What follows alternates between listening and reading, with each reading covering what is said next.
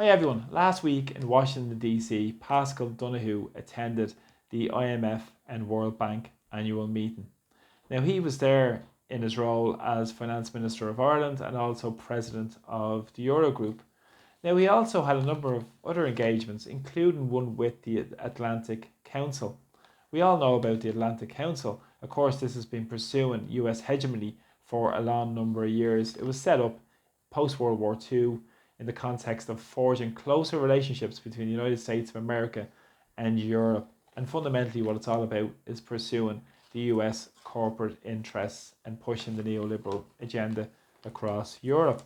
Now, it's funded by big organisations such as JP Morgan, Goldman Sachs. Of course, Peter Sutherland, the father of globalisation, was the head of Goldman Sachs at one point, and BlackRock. And all these organisations are pursuing this agenda through the Atlantic Council to profit from in the context of the military-industrial complex.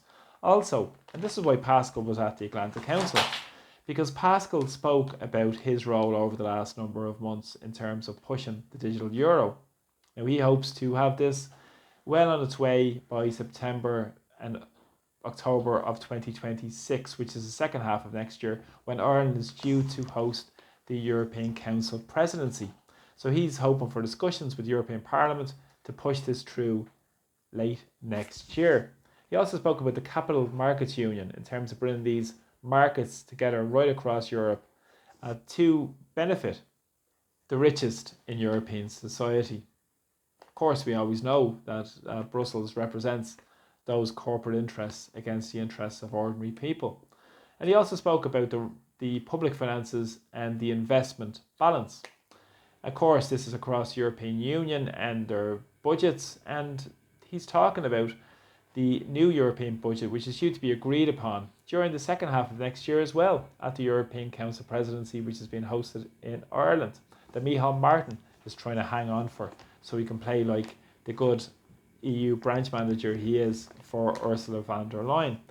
Now, he spoke also about increasing this budget over the next period of time. It could be upwards of €2 trillion budget. Of course, Ireland are a net contributor to the European Union, and we have increased in terms of our funding to the European Union exponentially over the last number of years.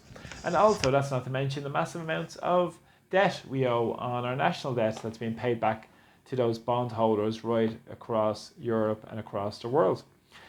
Donohoe also went on to speak about competitiveness, and he spoke about the importance of driving our economy and growing the economy. He said there's high employment in Ireland and across the European Union, and he said it's down to the resilience of the European Union.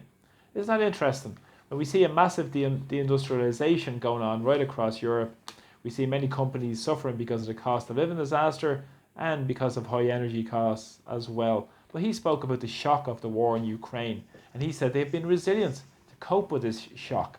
And he said the inflationary shock which came from the war in Ukraine, of course, blowing up the Nord Stream had something to do with the higher energy costs, didn't it? But of course, we won't mention one of the biggest environmental catastrophes on the European continent in well over a generation. That won't be spoken about in terms of getting the cheaper, more effective energy supply from Russia. But of course, this is something that has been discounted by Paschal Donohoe. He won't speak about the quantitative easing policies of the European Central Bank and the magic money tree and the transfer of wealth during the period of COVID that made the richer while made the poorer right across society.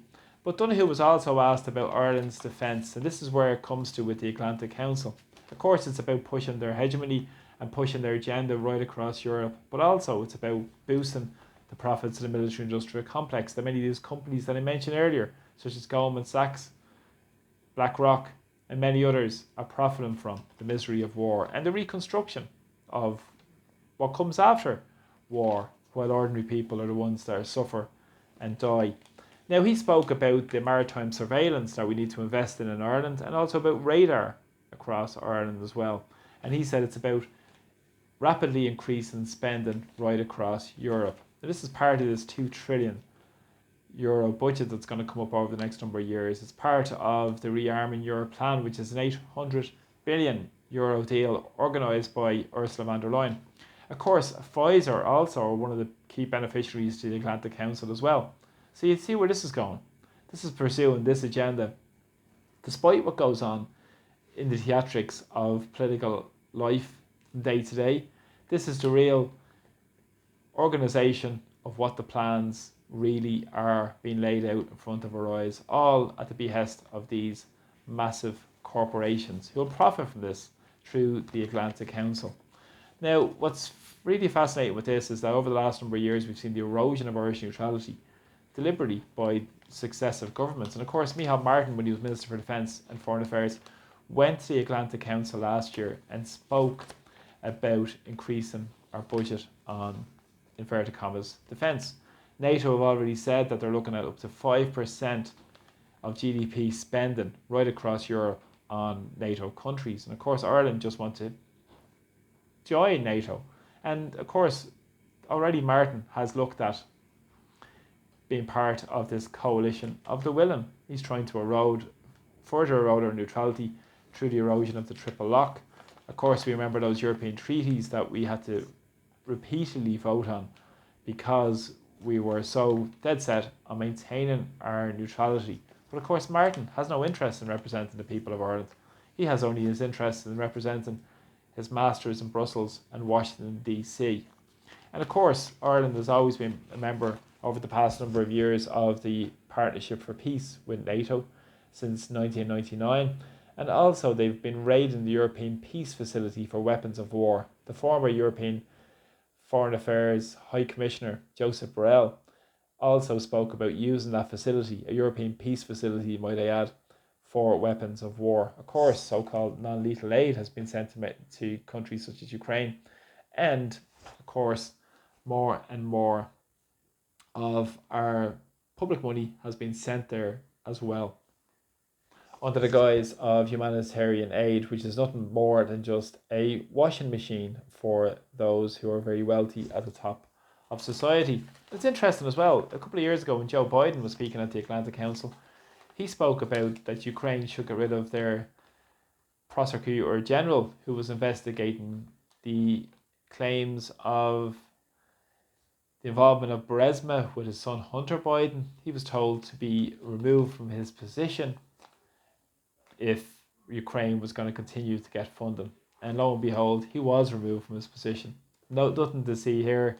It's all about keeping the magic money tree going through organisations or so-called think tanks they claim are the Atlantic Council. So that's what Donohoe did on the taxpayers' dime last week. Went off to Washington, D.C., got a good pat in the head from the IMF and the World Bank and for pushing through their policies, and also the Atlantic Council. Just a yes man for the establishment, and this is what our politicians are doing, which the media won't report on. So thanks so much for the support of my videos, really appreciate them. Thanks for the likes, shares and comments, and please continue to share my videos far and wide. So from Dublin, it's Donohoe. Take care. Bye bye.